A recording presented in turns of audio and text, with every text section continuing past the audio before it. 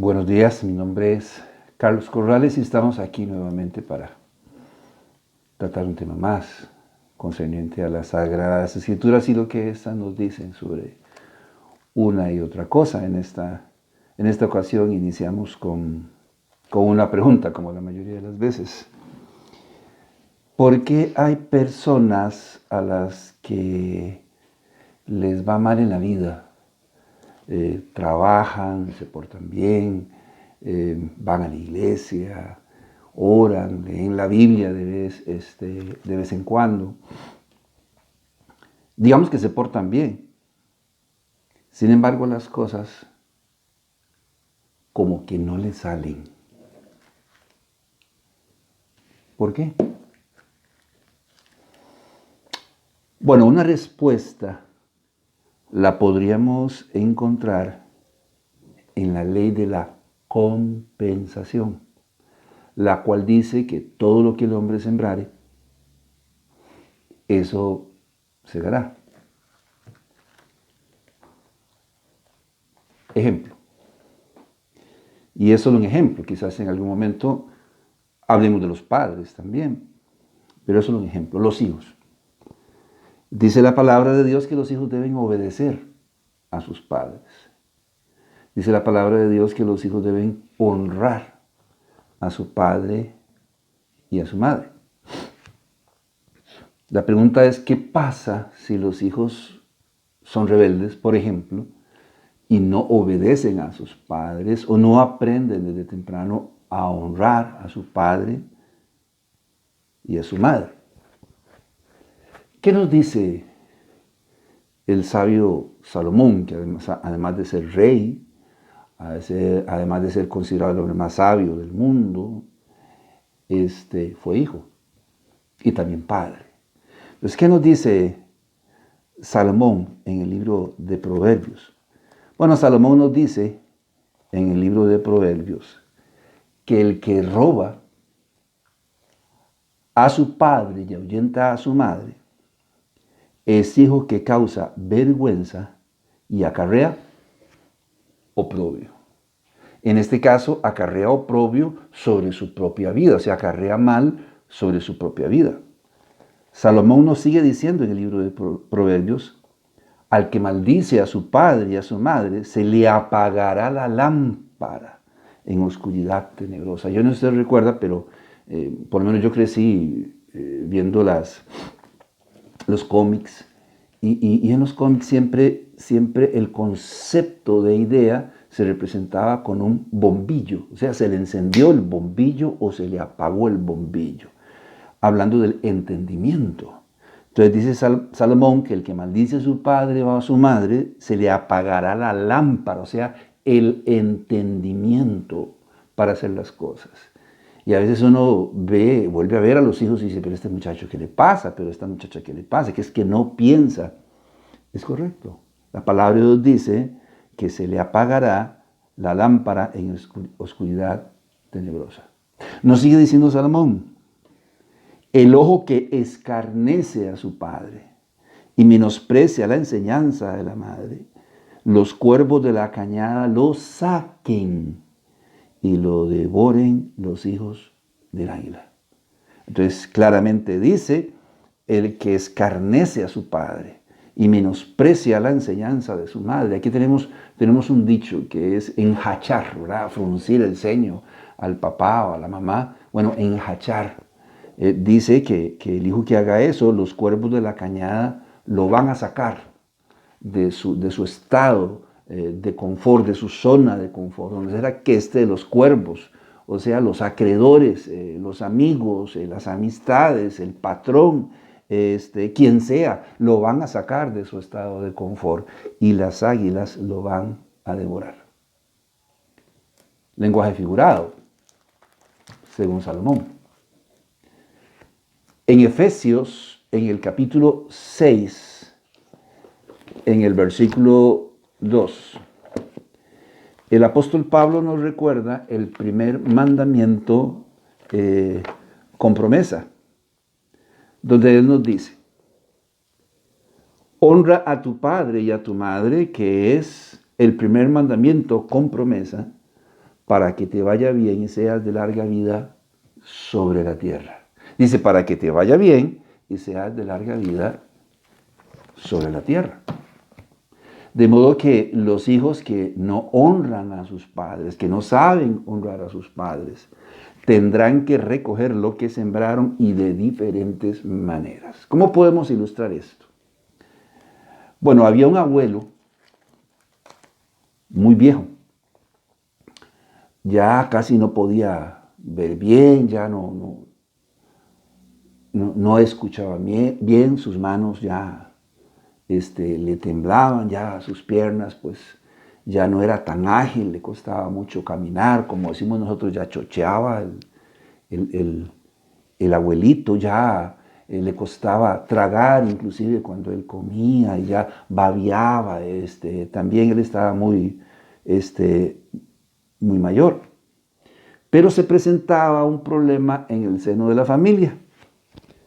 Cuando su hijo o su nuera le servían la cena o de desayunar o de almorzar al abuelito, el abuelito dejar caer el plato de comida al suelo. Obviamente el plato se quebraba, ¿verdad? Se hacía básicamente añicos.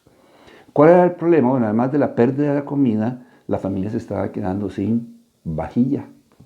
Estaba acabando los platos y ya la nuera estaba comenzando a sentirse molesta también con esta situación por la aparente torpeza de su suegro.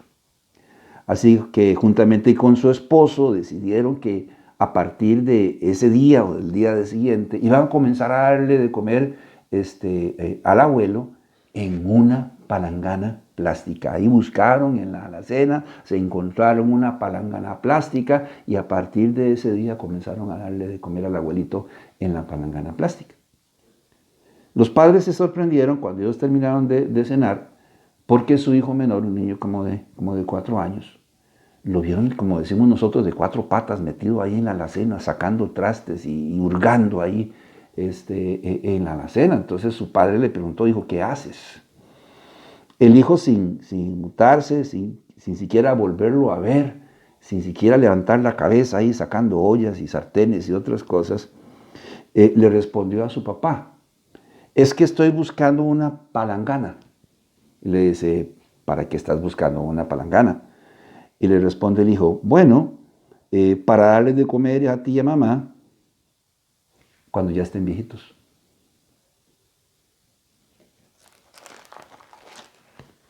Si sembramos, definitivamente tendremos que recoger lo que sembramos. Dice la palabra de Dios en el libro de Oseas, en el capítulo 8, en el versículo 7.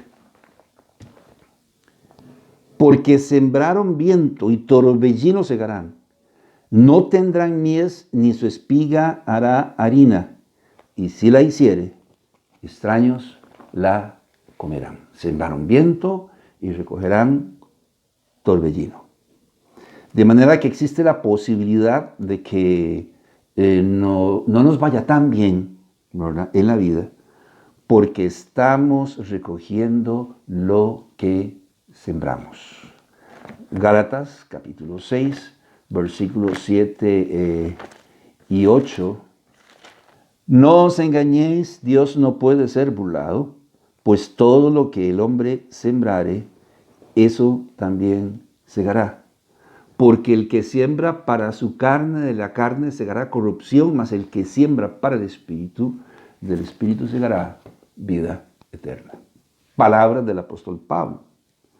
Debemos aclarar que esto no es lo que Dios quiere para nosotros. Dios no quiere que nos vaya mal en la vida.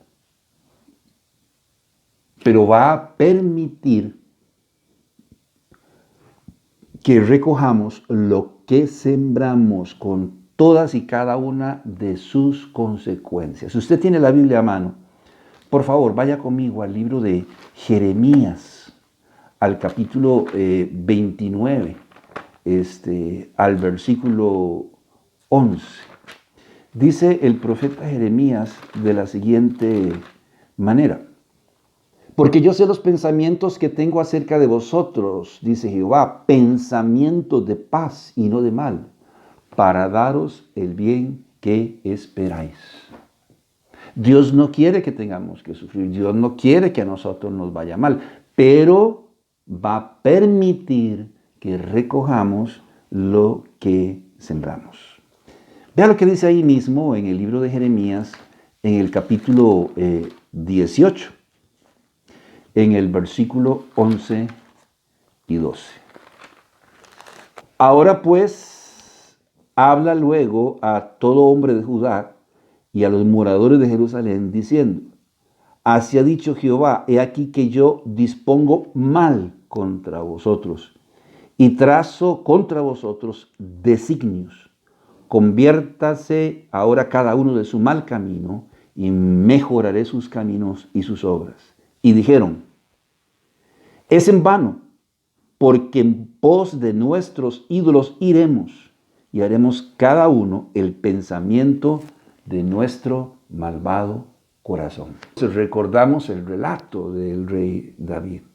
En la época en que los reyes salen a la guerra, el rey David en algún momento decidió no ir y quedarse básicamente en su casa. La pregunta es por qué el rey David decidió quedarse en su casa. Parece ser que la casa de David estaba en una colina y si él salía ahí al balcón de su casa, podía mirar lo que sucedía en las casas vecinas. Parece que era común que una mujer casada, muy bella, muy hermosa, de cuando en cuando salía al patio de su casa, donde había un pozo, y en los días calurosos se bañaba ahí. Pues parece ser que David había visto a esta mujer que se llamaba Betsabé. Y él sabía que ese día, a esa hora, ella solía salir al patio de su casa y bañarse. Bueno, David salió, miró a aquella mujer una vez más, la miró, la codició y aunque era casada, decidió tomarla. Y como de costumbre, mientras nada pase, todo está muy bien. El problema es que Betsabé quedó embarazada.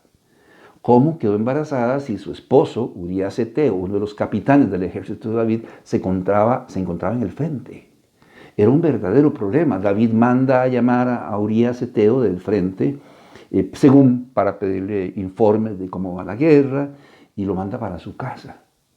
Solo que Urías decide quedarse en el campo con su compañía y no ir a su casa. Cuando le avisan a David, David lo manda a llamar, le ofrece una cena, lo emborracha, lo envía para su casa, pero a un borracho, este hombre era un hombre de principios y no va a su casa. David no tiene más remedio que enviarlo de nuevo al frente con una carta para el general pidiéndole que lo ponga en lo más difícil, lo más complicado de la batalla, de la guerra, para que lo maten. Y en efecto eso sucede. Urías muere. De repente Dios manda al profeta Natán para darle un mensaje al rey David. Y aquí es donde entra la palabra de Dios en el libro de Samuel, en el capítulo 12, en el versículo 11 y 12. Así ha dicho Jehová: aquí yo haré levantar el mal sobre ti de tu misma casa, y tomaré tus mujeres delante de tus ojos, y las daré a tu prójimo, el cual yacerá con tus mujeres a la vista del sol. Porque tú lo hiciste en secreto, mas yo haré esto delante de todo Israel y a pleno sol. Y Dios le dice al rey David: usted tomó una mujer ajena, otros tomarán tus mujeres. Usted mandó a matar a Urías Eteo para poder tomar a Betsabé por mujer y justificar su pecado. Ahora la espada no se apartaría de su casa. Y si usted conoce la historia, usted sabe que la vida de David siempre estuvo envuelta en problemas. Sus hijos siempre se rebelaron contra él. Adonías se rebeló contra él con un ejército. Recordamos también que Abnón, un hijo suyo, tomó y violó a una hija de David y a una media hermana suya. Sabemos que Absalón mató a Amnón por haber violado a su hermana. Y posteriormente Absalón se rebela contra David, se levanta en armas y David tiene que huir de la ciudad de Jerusalén. Posteriormente su ejército mata también a Absalón, porque Dios permitió que David recogiera lo que había sembrado. Y tenemos que decirlo así, vida por vida. Él tomó la vida de Urías Eteo. Ahora el niño que fue concebido con Betsabé moriría. Dios en su inmensa misericordia pudo concederle la vida del niño. Sin embargo, permitió que él recogiera lo que había sembrado y el niño murió. Dios sabía que ese niño iba a morir en su omnisciencia. Dios sabía que ese niño iba a morir y podía evitar que el niño muriera, pero no lo hizo porque permitió que David recogiese lo que había sembrado. Lo mismo le sucedió al apóstol Pablo, según su propio testimonio. El apóstol Pablo persiguió, torturó, encarceló y mató a muchos cristianos. Hechos capítulo 26, versículo 11. Oiga, son sus propias palabras, su propio testimonio. Y muchas veces castigándolos en todas las sinagogas, los forcé a blasfemar y enfurecido sobremanera contra ellos, los perseguí hasta en las ciudades extranjeras. Oiga, me dice que los forzó a blasfemar. O sea, presionó a los niños, torturó a los hombres y a las mujeres, a los pobres ancianos también, a todo aquel que fuese o se llamase cristiano. Posteriormente el apóstol Pablo nos dice que después de su conversión, él fue perseguido, torturado, encarcelado. Y la tradición nos dice que posteriormente fue asesinado también. Así que es muy claro lo que él dice en la palabra de Dios. Por ejemplo, él dice en 2 de Corintios, son ministros de Cristo como si estuviera loco hablo. Yo más en trabajos, más abundante, en azotes sin número, en cárceles más, en peligro de muerte muchas veces. De los judíos 5 veces he recibido 40 azotes menos uno. 3 veces he sido azotado con varas, 1 vez apedreado, 3 veces he padecido un naufragio. 1 noche y 1 día he estado como náufrago en alta mar, en caminos muchas veces, en peligros de ríos, peligros de ladrones, peligros de los de mi nación, peligros de los gentiles, peligros en la ciudad, peligros en el desierto, peligros en el mar, peligros entre falsos hermanos, en trabajo y fatiga, en muchos desvelos, en hambre y sed, en muchos ayunos, en frío y desnudez. De modo que lo que algunas personas están viviendo podría ser el resultado de lo que han sembrado en su vida durante mucho tiempo. Por ejemplo, se nos dijo que estudiáramos y sacáramos una profesión y no hicimos caso. Ahora tenemos el trabajo que tenemos y estamos recogiendo lo que sembramos. Se nos dijo que no nos casáramos con ese muchacho, con esa muchacha, porque era inconverso, porque era inconversa. Y no quisimos escuchar, no hicimos caso, ahora estamos recogiendo lo que sembramos. Nos dijeron que el licor y las drogas son nocivos y nos pueden destruir y no hicimos caso y ahora estamos recogiendo lo que sembramos. Yo, por ejemplo, puedo contar el caso de jóvenes que yo conocí y que un 24 de diciembre me dijeron, pastor, pero es que para el próximo año los propósitos de vida que yo tengo es por curiosidad, yo quiero saber lo que es estar borracho. Yo quiero probar la marihuana. Yo quiero saber qué se siente consumir drogas. Eran 2 hermanos. Por más que les hablamos, por más que les dijimos, por más que les advertimos, por más que les enseñamos en la palabra de Dios, no quisieron escuchar. El mayor terminó en la calle. Y hasta el día de hoy, después de años de lo que le estoy diciendo, él anda en la calle. El otro, hizo pasar a su madre por momentos muy, muy difíciles, donde ella tenía que salir a la calle y llamarlo donde estaba en las esquinas, o irlo a sacar de donde él estaba metido, internarlo en un centro y en otro centro para tratar de sacarlo de esa situación en la que él solo se metió. Por razones obvias no vamos a decir nombres, aunque usted no les conozca. Y así la historia se repite. Hemos visto niños crecer en nuestra comunidad que han decidido por curiosidad probar, y hoy sus vidas han sido destruidas por el licor o por la drogadicción. Porque todo lo que el hombre sembrare, eso segará. Debemos entender que tenemos lo que tenemos porque eso fue lo que sembramos. El problema es que seguiremos cosechando en tanto sigamos sembrando. Nos guste o no. E inclusive la palabra de Dios nos dice que no solo vamos a recoger lo que sembramos, vamos a recoger lo que sembramos y un tanto más. Lucas capítulo 6, versículo 37 al 38. No juzguéis y no seréis juzgados. No condenéis y no seréis condenados. Perdonad y seréis perdonados. Dad y se os dará medida buena, apretada, remecida y rebosando darán en vuestro regazo. Porque con la misma medida con que medís, os volverán a medir.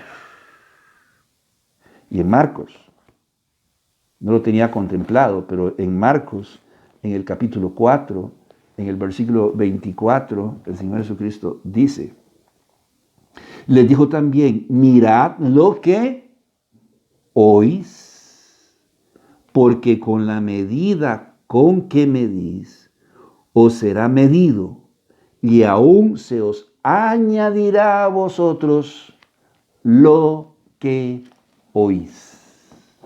¡Wow! Lo que yo siembro, eso va a recoger, pero si le presto oído a determinada cantidad de cosas, dice que se me va a añadir también. De manera que vamos a tener que recoger lo que sembramos y un tanto más. Entonces surge otra pregunta. Ante esta situación, ¿qué puedo hacer? Ante esta situación, ¿qué puedo hacer? Bueno, deje de sembrar mala semilla. Yo no sé qué decirle, orgullo, soberbia, falta de humildad, rebeldía, falta de fe, desobediencia a Dios y a su palabra, qué sé yo. Deje de sembrar mala semilla y comience a sembrar buena semilla. Comprensión, tolerancia, solidaridad con los demás, apoyo, obediencia, sujeción a Dios y a su palabra. Con el tiempo recogeremos también el fruto de lo que sembramos. Entonces aquí hay un problema, vamos a recoger lo que sembramos. Pero si solo cosas malas sembramos, solo cosas malas vamos a recoger. Ese es el primer problema. El segundo problema es que no estamos sembrando nada bueno. Entonces deje de sembrar lo malo y comience a sembrar cosas buenas. Comencemos a hacer las cosas, porque a veces no se puede hacer las cosas por y para las personas, ¿verdad? No se puede. Es que ese jefe es esto, es aquí, es el otro, es el más allá. Es que el esposo, es que la esposa es esto, el aquí, el más allá. Y no se pueden hacer las cosas para las personas. Pero la palabra de Dios dice que sí podemos hacer las cosas para glorificar a Dios. Así que sea lo que hagamos, hagámoslo como para la gloria de Dios. Colosenses capítulo 3, versículo 23 al 24. Y todo lo que hagáis, hacedlo de corazón como para el Señor y no para los hombres, sabiendo que del Señor recibiréis la recompensa de la herencia, porque a Cristo, el Señor, ¿qué dice? Servís. Dejemos el orgullo a un lado. Seamos humildes y si tenemos que pedir, por ejemplo, perdón, pidamos perdón. Y si en este caso en particular nos corresponde perdonar, hagámoslo. Ay, pero es que todo el tiempo es lo mismo. Bueno, el Señor sí dijo 70 veces 7. Y si tu hermano te ofendiere, entonces 70 veces 7. O sea, siempre.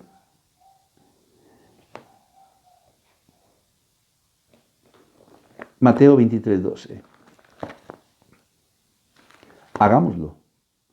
Pues el que se humilla, dice la palabra de Dios, y es una promesa. Mateo 23:12. El que se humilla será exaltado. Porque el que se enaltece será humillado, y el que se humilla será enaltecido, dice la palabra de Dios. Pero si decidimos hacer lo contrario, seguiremos sembrando y seguiremos cosechando lo que sembramos. Y de una manera, lo vamos a decir así, y de una manera u otra, el nombre de Dios va a ser glorificado. Ya sea que usted siembre la mala semilla o ya sea que usted siembre la buena semilla. Por ejemplo, de David. Cuando la gente hable de David y nos diga, sí, pero es que David, nosotros vamos a poder decirle sí, pero Dios permitió que recogiera lo que sembró y no se quedó ni sin la gracia ni sin la justicia divina. Ese pecado nos quedó impune. De manera que vamos a terminar glorificando el nombre de Dios de una manera u otra. Yo creo que lo mejor que podemos hacer es glorificar el nombre de Dios por las cosas buenas que hacemos, no por las malas. Conclusión. Hoy tenemos la opción de glorificar el nombre de Dios con lo que sembramos y con lo que recogemos, sea bueno o sea malo. Nosotros, y solo nosotros, acarrearemos bendición o maldición sobre nuestra vida. Nosotros. Un pasaje que hemos leído ya en otras ocasiones y que se encuentra en el libro de Deuteronomio, en el capítulo 11, en el versículo 26 al 28, nos dice: y aquí yo pongo hoy delante de vosotros la bendición y la maldición. La bendición si oyereis los mandamientos de Jehová vuestro Dios, que yo os prescribo hoy, y la maldición si oyereis los mandamientos de Jehová vuestro Dios, y os apartareis del camino que yo os ordeno hoy, para ir en pos de dioses ajenos que no habéis conocido. Por lo tanto, no es válido que nos estemos quejando, porque no nos va tan bien en la vida.